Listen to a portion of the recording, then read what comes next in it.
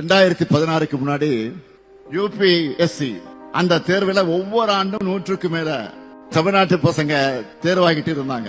ஆனா அது படிப்படியா குறைஞ்சு 2021ல வெறும் 27 பேர் தான் தேர்ச்சி பெற்றிருந்தாங்க. இந்த நிலையை மாற்ற கடந்த 2023ஆம் ஆண்டு மார்ச் மாதம் 7ஆம் தேதி நான் முதல்வன் போட்டித் தேர்வுகள் பிரிவை தொடங்கணும். அதுல 1000 பேரை தேர்வு செஞ்சு ஒவ்வொரு மாசமும் 7500 ரூபாய்னு 10 மாசத்துக்கு 75000 ரூபாய் கொடுத்து முதல்நிலை தேர்வுல தேர்ச்சி பெற்றா 25000 ரூபாய் ஊக்கத்தொகை தந்தோம்.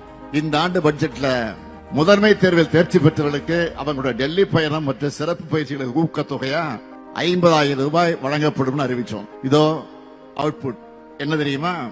இந்த ஆண்டு யூபிஎஸ் கிளியர் பண்ணவங்களுடைய எண்ணிக்கை 57.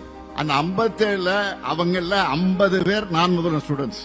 இந்த வெற்றிக்கு பிறகு அவங்க கொடுத்த பேட்டிகள்ல தன்னுடைய வெற்றிக்கு காரணமான நான் முதல்வன் திட்டத்தை குறிப்பிட்டு எனக்கு நன்றி சொன்னப்போ எனக்குள்ள ஏற்பட்ட மகிழ்ச்சியை வரிக்க வார்த்தைகளே இல்ல.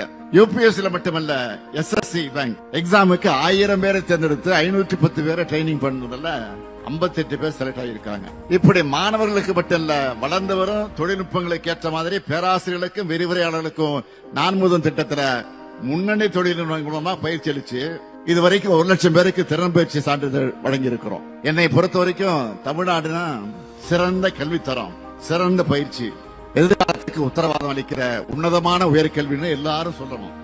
அதை இந்த நான் முதல் திட்டம் சாத்தியப்படுத்தி இருக்கு.